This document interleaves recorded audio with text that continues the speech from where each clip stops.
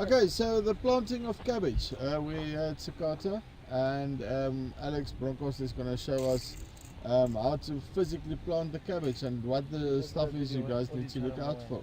So let's hear from him. Alex, hi. Hello. Yes. Okay, so I see you've got a little plant there. Yeah. So let's say I want to plant cabbage now. My soil preparation is done.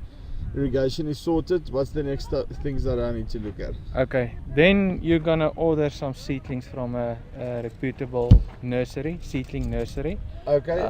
Why don't I just take the seeds and just plant them? The problem with planting seeds direct in the soil is you have to have a very level soil. Your soil preparation needs to be very, very good. And if you go and look all over the world, most of the people have moved away from that. They're doing seedlings because your risk is much lower doing a seedling because you know exactly what you're getting. With all the diseases in the soil, you're going to lose probably 20 to 30% of your seedling. Because of rhizobium Yes. and Pythium that's in the Pythium, soils. Yeah. So that's why we usually go for seedlings.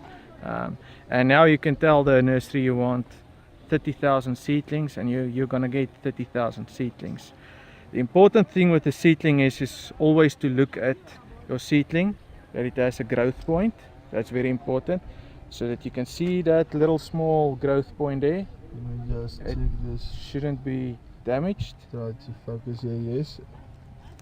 So that's the growth point. Yeah, that there in the that middle. small one, yeah. Small one there in the that's middle. pushing Okay. out. Yeah, Yes. that's your seedling. That you don't have damage here with your stem just above the soil. Usually that's how you see Pythium. It looks like something has damaged the stem and it's turning brown. That's usually a symptom of Pythium. So it must be clean of that. That you've got a very good root development here. So yeah, that you know you're planting a healthy plant. Yeah, very healthy plant. Always look that your seedling is not too big. If it's too big, it's gonna wilt very easily. Yeah. Because of the big leaves and the big plant. You want a small seedling, a very tough seedling, a seedling that's been hardened off a week before transplanting.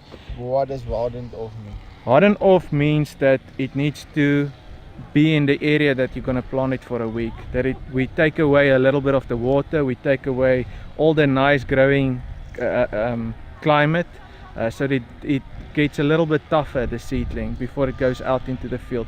Because most of your seedling is grown under shade net with an irrigation system that's goes on and off during the day to make sure that we get the maximum growth out of the seedling before we transplant.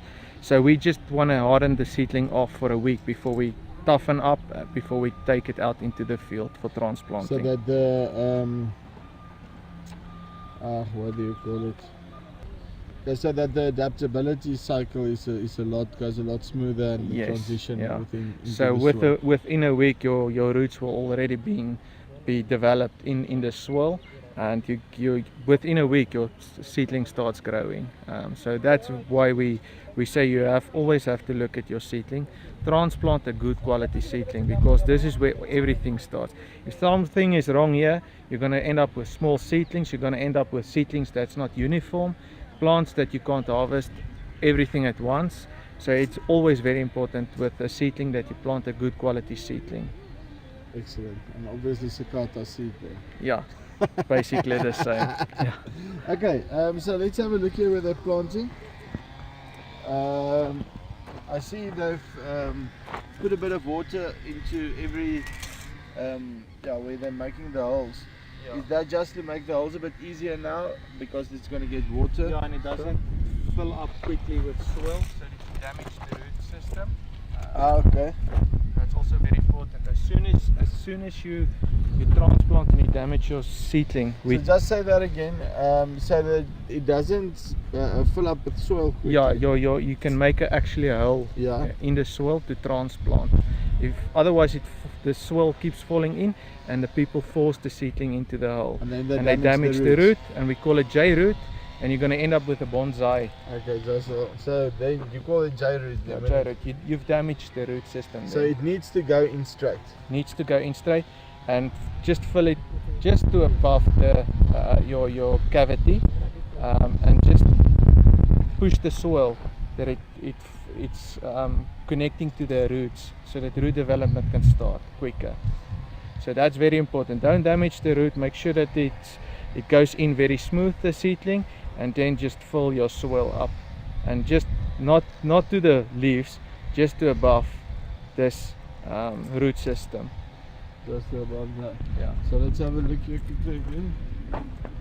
So you can see they're planted 50 centimeters from each other.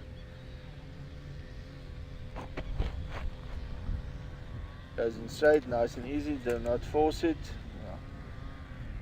Just fill it up there, and that's it. Yeah. The spacing of 50 centimeters. Any reason for that? Well, again, it depends on your market, it depends on your variety, it depends on what you are aiming for to end up. If you want a big cabbage, your spacing would be wider. If you want a smaller cabbage, your spacing is going to be closer together. Okay. So what we're aiming here is what the local market around here is aiming for, where they have a certain percentage of bag cabbage with 3.5 kilograms plus, and then also about 20% of that would be much bigger, 5 to 8 kilograms, and I can cut that and sell it loose. Okay, 100%. Thank you very much. Okay, so that's the planting.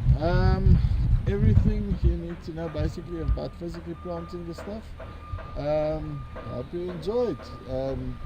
Cheers.